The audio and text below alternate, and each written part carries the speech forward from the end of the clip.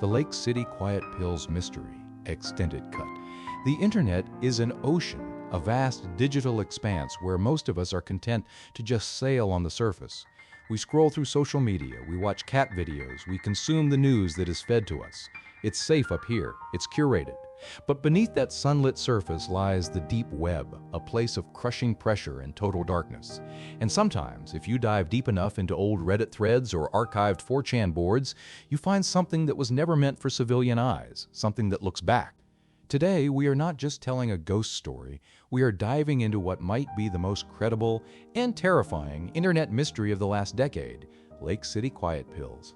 What started as the passing of a local Reddit legend ended up exposing what many believe to be a global network of mercenaries and professional assassins operating in plain sight.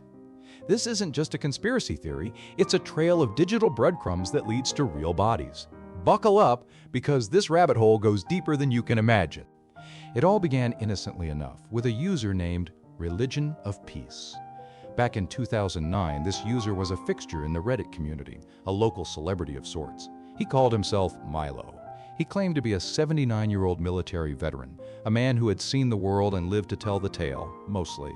He posted constantly, sharing gritty, unfiltered opinions on politics, history, and firearms. He was the quintessential grumpy old man of the internet, beloved for his candor.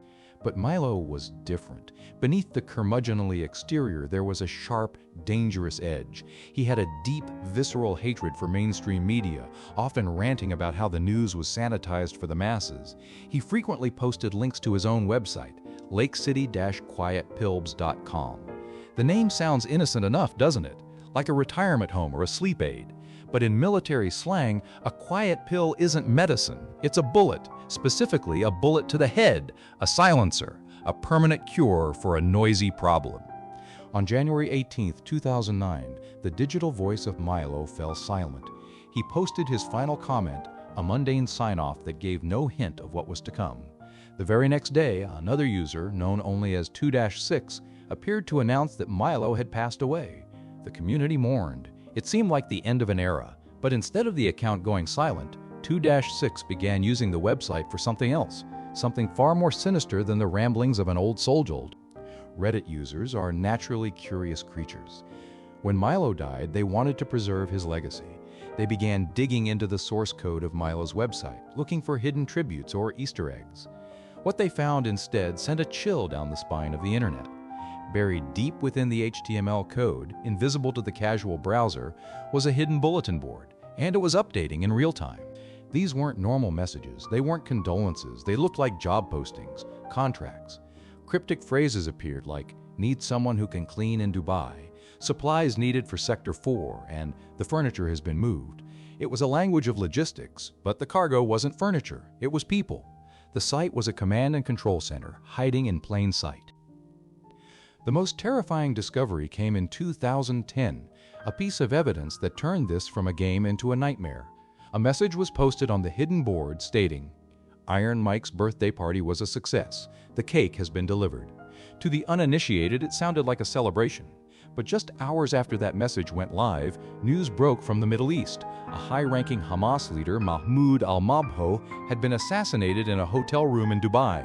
The hit was carried out by a professional team of agents who used tennis outfits and wigs as disguises, moving with cold, calculated efficiency. They were never caught. The cake has been delivered. Coincidence? Internet investigators don't think so. The investigation exploded. It moved from Reddit to the chaotic, weaponized autism of 4chan.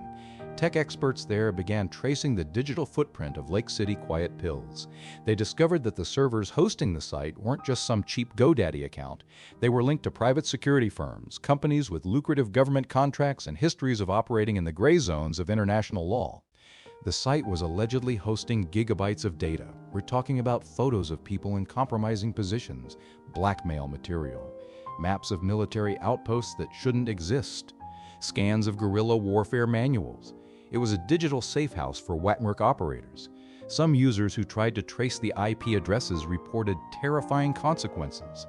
They received strange, silent phone calls in the middle of the night. Others reported seeing blacked-out SUVs with tinted windows parked outside their homes for days, just watching, waiting. Eventually, the heat became too much. The site vanished overnight. Milo was dead. 2-6 disappeared into the digital ether.